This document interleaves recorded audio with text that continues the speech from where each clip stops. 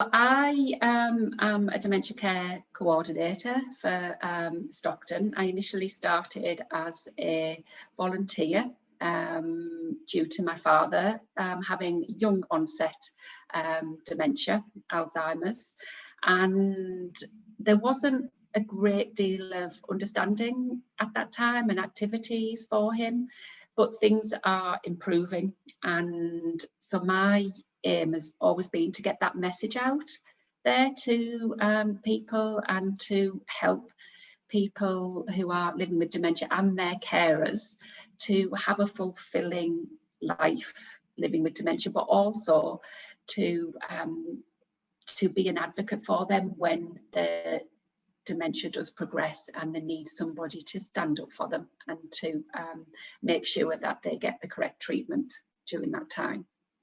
Dementia itself is an umbrella term. So if you imagine an umbrella with the word dementia on it, then below that umbrella there's lots of little strings which have different types of dementia. So there's Alzheimer's dementia, there is Lewy bodies dementia. So dementia is it's a disease of the brain. You know, some people think it's a natural part of aging, losing your memory, but dementia, if diagnosed, any of the forms, is actually a disease of the brain, which is a progressive disease and will ultimately end up in the death of the person. There's a lot of reasons for dementia. Basically, the brain cells start to die, and as that happens, then the person gradually loses perception of things, and the memory is very short. Initially, there's only people around about him who's with them 24 hours will notice there's a problem. Nobody else does. But gradually, it gets worse and worse till they might not remember what was said 10 minutes ago. So it's basically the brain's dying. So dementia is caused by varying illnesses of the brain. So two of the most common types of dementia are Alzheimer's, and the other one is vascular dementia, and they have different progression characteristics. So with Alzheimer's, you will find that a person's progression with the illness is a gradual decline, and with vascular it is more of a stepped decline. So someone with vascular dementia can stay quite stable for a while, and then you might see a sudden drop in their cognition or their physical symptoms. And again, that's something that is often not recognised, is that dementia is not just about losing your memory.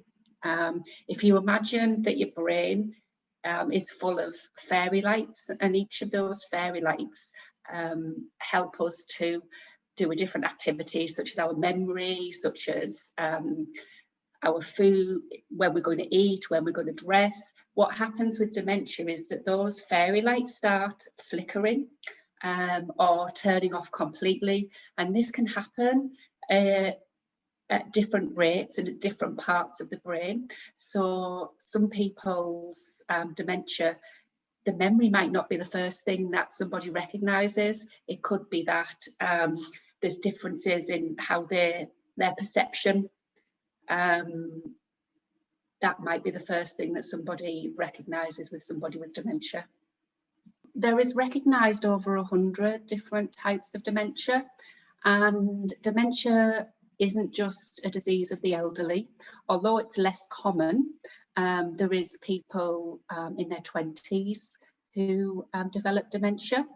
There is also very rare childhood dementia.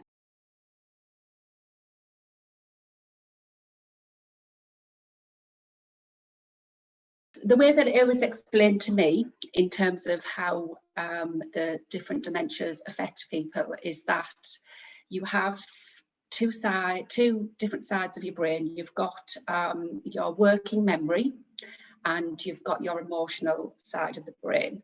So the working memory side of the brain, if you imagine that it's a bookcase, okay, and on this bookcase, at the top where your head is, you've got your most recent memories, such as what you had for your breakfast this morning.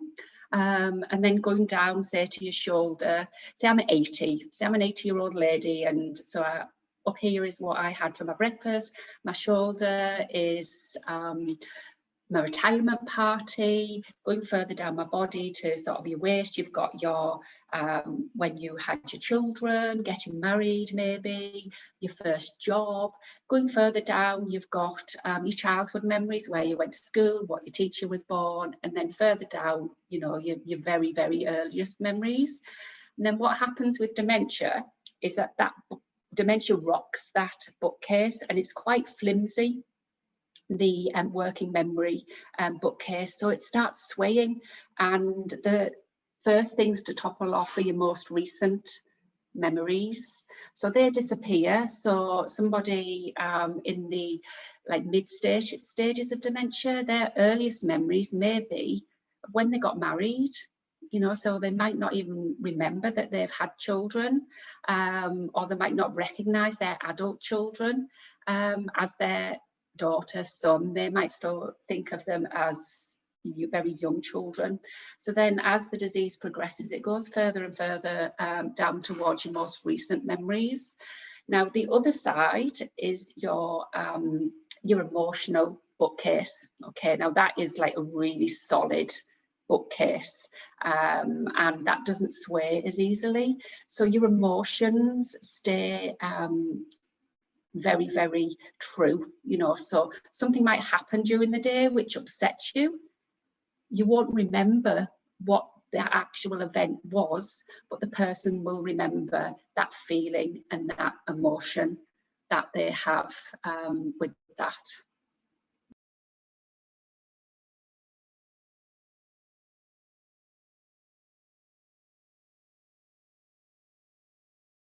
The 5 key messages that we like to get out to people is that dementia is not a natural part of aging. Not everybody who is old will get dementia, and people who are younger can get dementia. Number 2 is that dementia is caused by diseases of the brain. Okay, it is a disease of the brain which is progressive, and that will ultimately end up in the death of that person. Number 3 is dementia is not just about losing your memory. It can affect the thinking, communicating and doing of everyday tasks. Number 4, that it is possible to live well with dementia. And then finally, number 5, there is much more to a person than the dementia.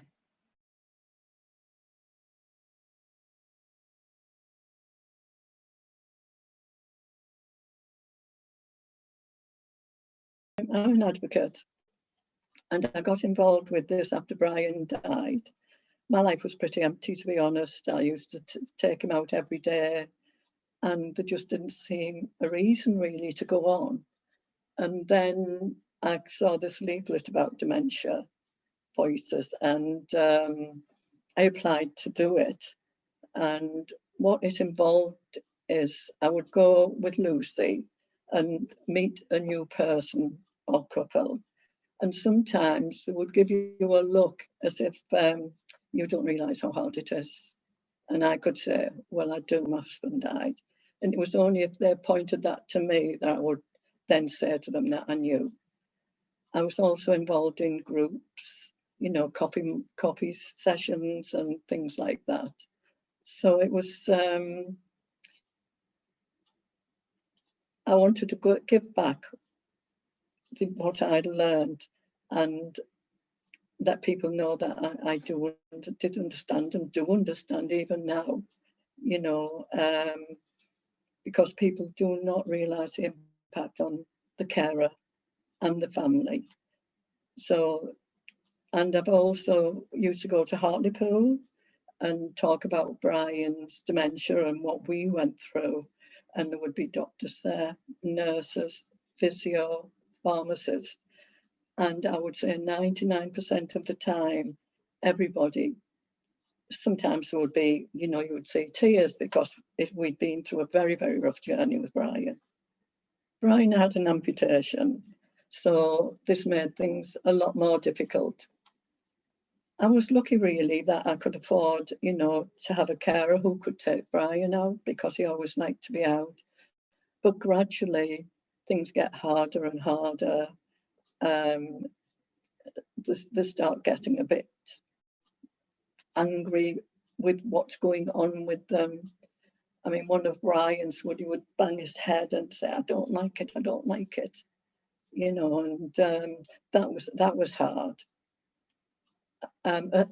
Also, when he was told that he couldn't go bowling anymore, that really, really shook him up. He was really upset about it because that was part of his world.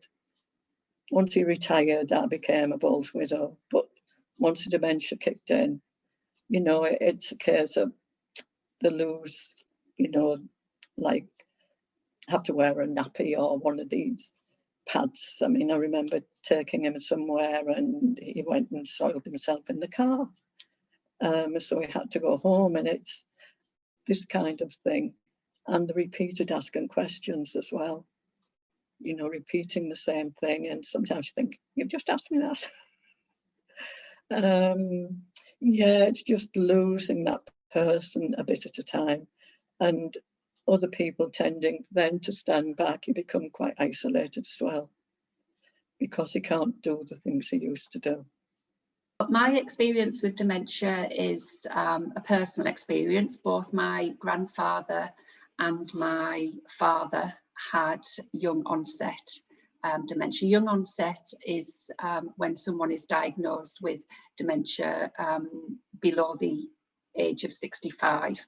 Now, one thing is that usually people are diagnosed with dementia when they're already into the moderate stages of dementia. So they possibly have been living with dementia for maybe 5 years or more beforehand until it becomes such an issue that, you know, it's recognisable to people on the outside. So that has been my involvement and why I'm so passionate about helping people to live well with dementia. My father had a bucket list when he was diagnosed, and you know, we tick things off that bucket list, and we had a lot of what we called the happy Alzheimer's years with my father, and those memories are key.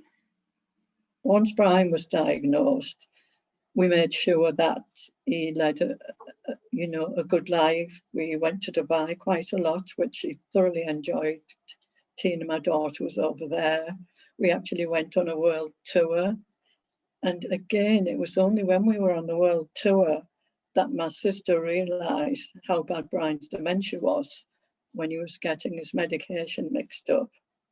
So you can lead a normal life. I think the mistake I made initially was that we felt we should be open with everybody, not just family. And that did create a bit of a problem because people now were aware that he had dementia. And then they would be saying, well, he seems all right to me, you know, doesn't seem to have a problem. But that's because they remember the past so much that even with somebody with bad dementia, if you sat talking to them, it would always be about the past. So the downside for dementia is that that person gradually loses himself and the family. You suddenly realise that he's changed. He doesn't remember. Sometimes they don't remember you. And the worst part with Brian was he was always doing things. He loved to go to bowls. He loved to do Scrabble with my brother-in-law on the computer. He loved to do quizzes. And he was also in Casualty Union. And at first, it worked quite well because with the dementia, then the people, they get examined, they have to examine one and diagnose them. Well, Brian would forget what he'd been told and he would make his own story up, which worked because the people had to be aware that people with dementia will have problems. The downside is that gradually that person loses their dignity and the family lose that person. It's the body, but the person that they love is basically gone.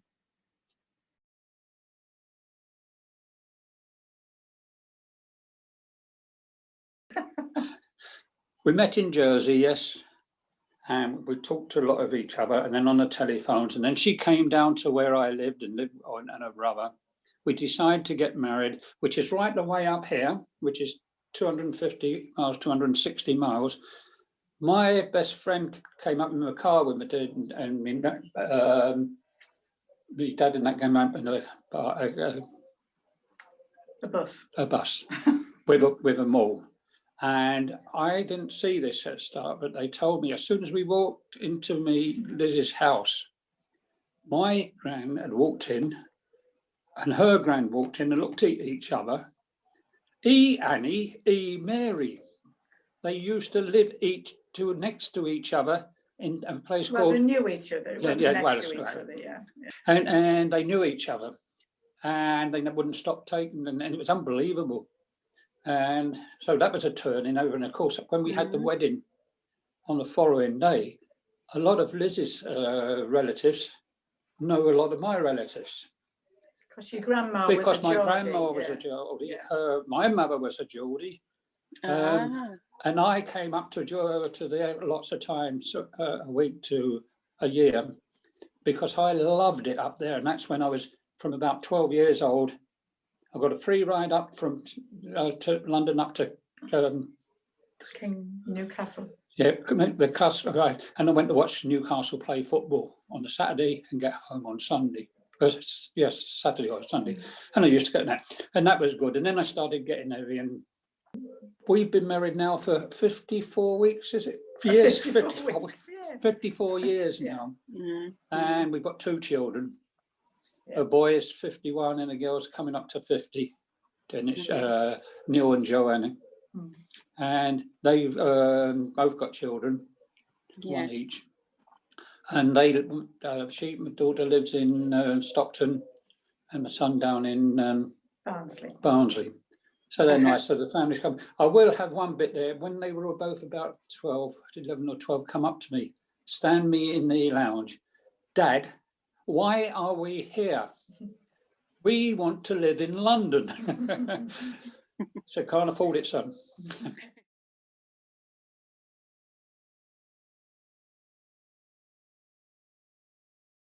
I wasn't too long once I got to I had to go for a couple of scans on the back of my neck and the back of my head. And they had that, and when the doctor looked at her, we went straight the next day I think it was to see her and another guy.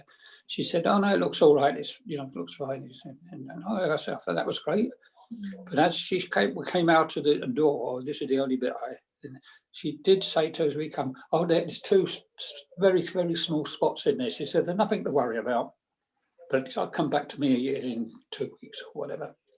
And Liz walked into the door and looked at her, and she looked at him. Yes, he's got it. He was diagnosed with Alzheimer's first, and then he had another scan. Sorry, I know I'm interrupting here, but he had another scan, and he had a DAT scan as well, and then it was proven to be mixed dementia with vascular. About 4 of them. They queried Lewy bodies because Brian gets a lot of hallucinations. That's and he had a DAT scan to see whether that was right, but it was a bit inconclusive. They said they may do another one, but at the moment it's just the mixed dementia. One thing that really dementia does affect is perception. So you might be walking down the street with somebody and they suddenly stop, and you don't know why they've stopped. You feel like, and they don't want to go any further, and you feel like they're being like awkward, and you're like, come on. And then it can be as simple as outside a shop, there could be a black mat, to a person with dementia, that black mat is a hole that they could fall down. You could tell them that that's a black mat, you can step on it, but their reality is that that is a hole. So by more people understanding dementia, that can really help that person to live well. Yeah, well, I've got Liz wrote something down for me, because I wanted to write different things to this, and I've tried and tried to write, but I can't write now. I can put the first, I can't even, how to make a nice record, and some words, easy words, I can't write them out. I know what they are, but I can't answer. I've never cried over having all this. I don't think, have I? Occasionally, look, but we both have. No, well, yeah, but it's a thing that I've actually enjoyed these 3 years, because of just what have we said. We've had some smashing holidays. We don't know whether we're going to get another one, but we've had some lovely holidays, and we'd like to go on another one at least. But the bit about the what are they? Hallucinations is, it was very, very real when it started coming. Liz and me were in the bedroom together, and I see from 3 guys, or hear a guy walking down the passage and run out, and there's nobody there, and something on the window.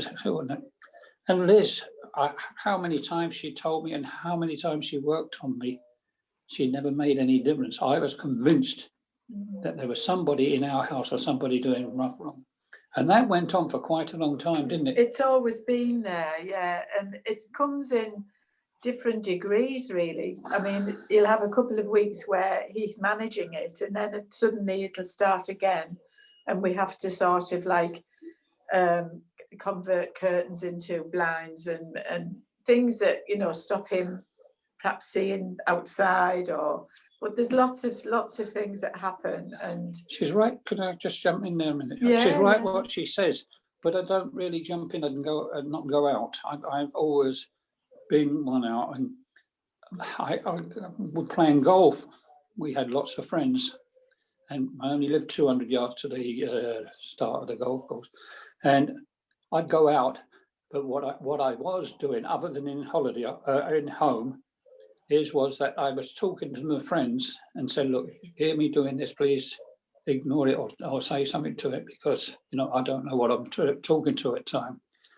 And that wasn't bad, but they still stayed my friends, and a lot of them helped me. I've not had anybody shout at me at that. And so that was okay. Now, what Liz is saying is correct, but I find myself now, and I did for a while now, is that yes, I get 1 or 2 now, but sometimes I can go without any, and nothing that really worries me. I'm one of these that if I see something, I'll look at it, but not so much as I did. One of the other things that we did was that when we're driving along, say we're going from here to the coast, and I look on there and said, look, just over by that tree, can you see those kids over there? There's nobody there. I can see them climbing up the trees there. We was having a cup of tea in the cafe there, and I said, look, there's 4 of them swinging on the branches up there. She can't see them. I can see them. I can walk close to them, say within 10 yards of them, and she can't see them. She can't see them because they're not there. And that's what's the biggest matter with my head.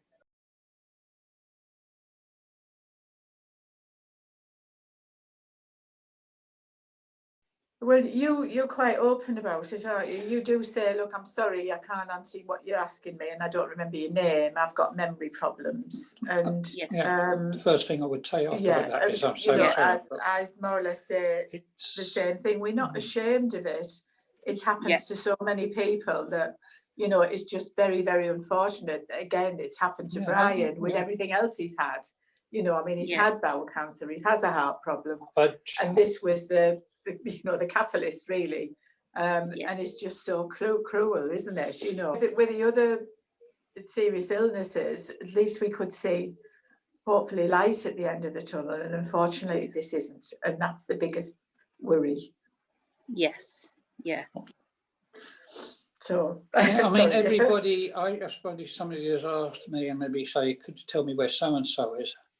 And I said, yeah, excuse me. I said, I do know where it is, but I can't explain it to you. Yeah. And I'll try and tell you where to go. And I said, I'm sorry about this. I say I'm Yeah, what I am, yeah. and just As I say, nobody worries about it. Yeah. You know, We're not the ashamed of majority, it. and We we're just not don't ashamed. want. A majority of We people just don't want say thank you for Brian helping. to feel embarrassed by, you know, people querying his state of mind, basically, you know. That's the only so thing if that could we're probably open make me about it, then you know it's they probably can, the only thing that people that I take know it a on board. bit that don't know, and then I get a bit at times. Like, you know, I've got two sisters. Both of them have lost their husbands at some time or another, but they're okay. Mentally, mentally, well, yeah. no dementia is. But yeah, I mean, it's so we don't know whether, you know, I don't think there's been anybody in the family with dementia, as far as we know. Whether it's anything to do with the heart, you know, the vascular part of it. Obviously, he had atrial fibrillation, and he had to have 3 ablations, and obviously, when the oxygen isn't getting, as you know, to your brain, then that could have caused the vascular dementias.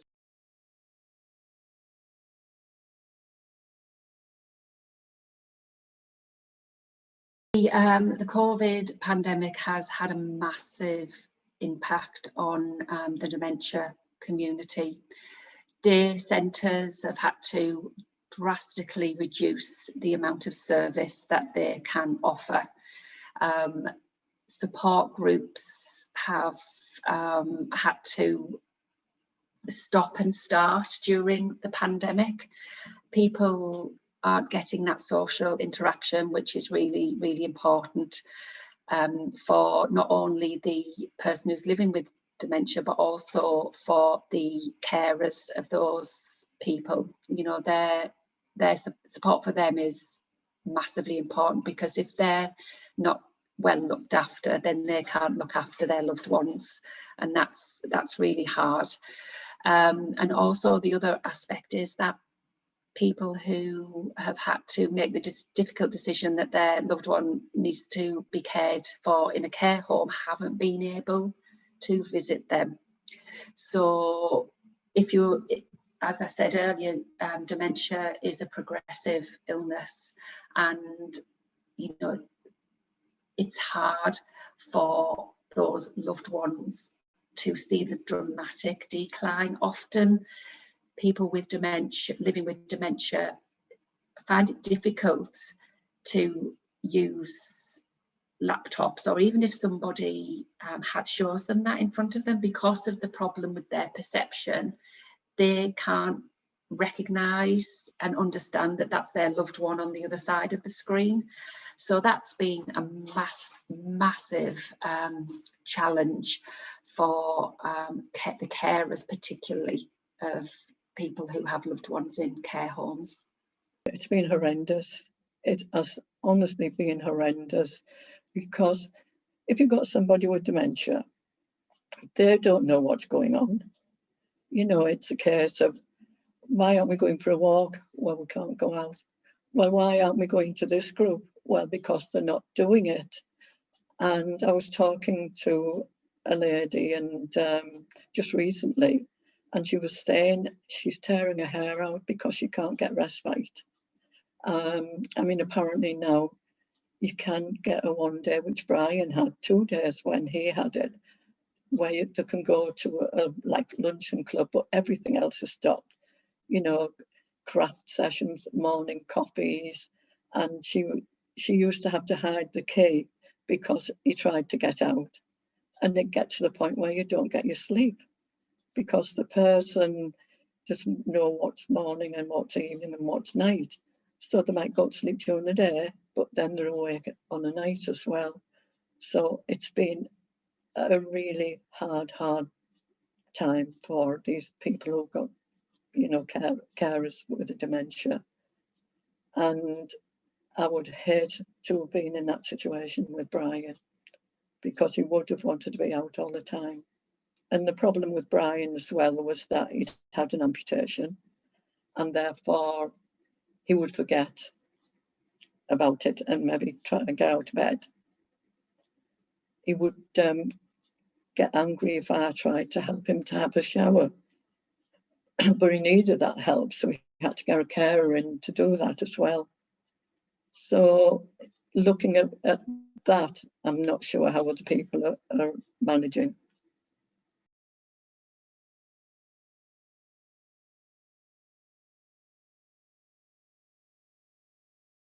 Yeah. I mean, you know, particularly we were going in 4 gangs during not like this year, but the previous 2 years. We had Mondays, Wednesdays, Thursday morning. Oh, you mean the groups? And all the groups, sorry. Yeah. And we was go to those, and great fun, and people knew what I was and that. But I still found it a bit difficulty because I wasn't understanding them all too much. All right though, and I probably might be, because I'm getting worse as time goes on. But I can sort of, if I don't say anything, I'll stop. So Liz, what was this? You know, can you help me here, please? And it was fun. But I would tell anybody, do as much as you can. I mean, if you can find a nice girl with good dancing and pick up dancing and things like that, you get lots of fun, don't you?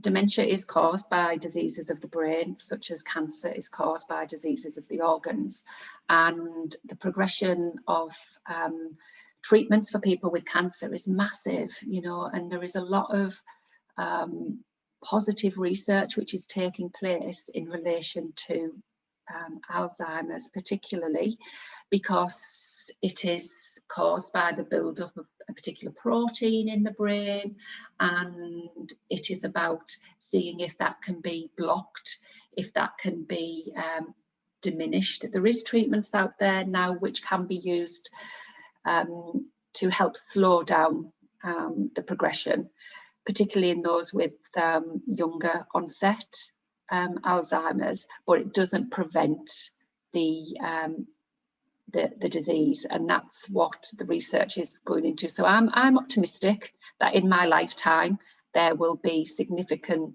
movement into getting a cure for dementia.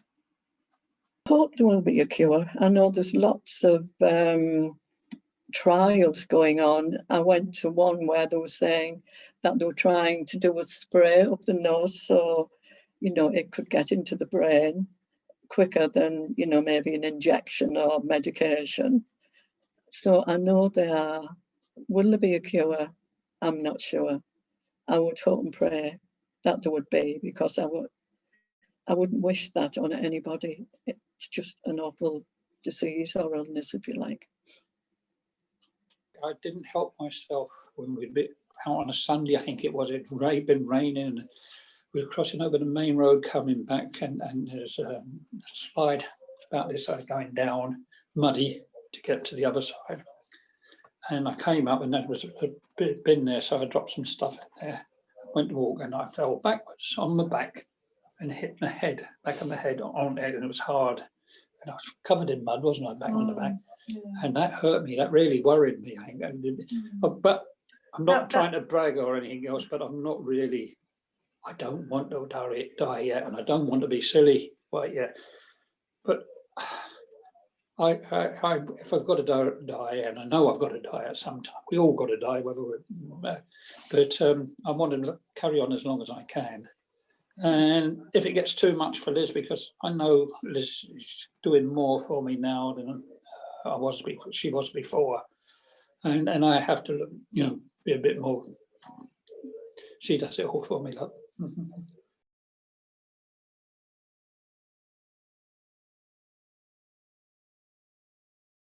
I mean, really, we've had fantastic support from the get-go, really. Yeah. You know, we were put in touch from the memory clinic to the hub at Thornaby, and it just went from there, really. And we've had some really nice people talk to us, and we thoroughly enjoy, you know, what we've been doing, and it helps. And you know, you can tell your family what you've been doing, can't you, after you've been there? Yeah, well, I mean, you know, the only one that's near to us is my daughter. She lives just the other side of Stockton.